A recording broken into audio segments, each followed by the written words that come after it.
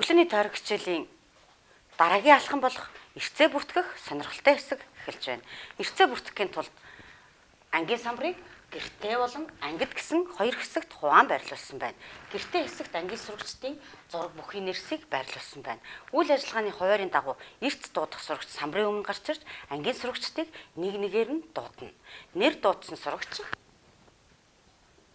гарч ирэн гэртээ хэсгээс өөрийн нэрийг анги гэсэн хэсэг рүү байрлуулна.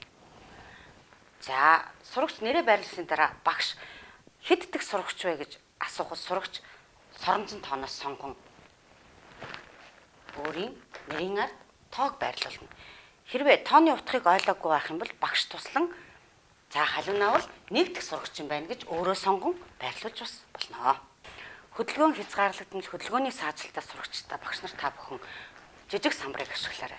Энэ самбарт тухайн сурагчийн нэр байж болно, аль эсвэл зураг хэд хэдэн сонголтыг өгөн тухайн сурагчийн нэрийг сонгуулаарай.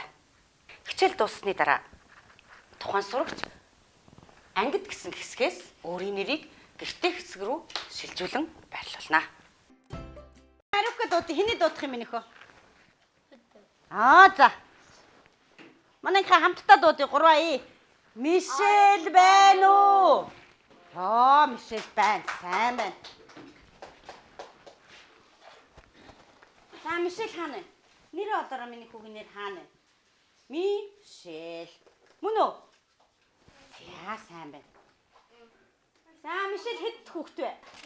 За Хариука дуудъя. Хариука хэний дуудах вэ? Хэн бэ? Ачгүй юу?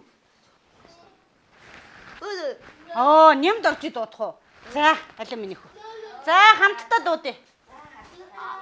3 Нямд орж байна уу? Нямка байна уу? Нямка хаана вэ? Сайн байна шүү дээ. За. Англи руу явъя. Ханаагараа. Ямар мундаг юм бэ Нямка? Сайн байна. За. Өглөөний тойрог хичээлийн эрц бүртгэх хэсгийг ашиглан гэр бүлийн гишүүдэд бүртгэхэд эцэг эхчүүд та бүхэн хүүхдтэйгээ хамт тусалж дэмжин ажиллаарай. Одоо ингээд эрцээ бүртгэхийн тулд хамгийн өндөр настай Ахмад өвөөгөөсөө эхлэн эрцээ бүртгэж эхлэе. За, өвөө. Эмээ. Өвөө, эмээ. Аав. Ээж, ах, эгч, дүү. За гэр бүлд мэдээж энэ гишүүд бүгдээрээ байдаг. За эрцээ бүртгэхийн тулд хэрвээ гэрт нь өвөө нь байвал өвөөгийн нэрний зургийн дор өвөөгийн нэрийг нааж өгнө.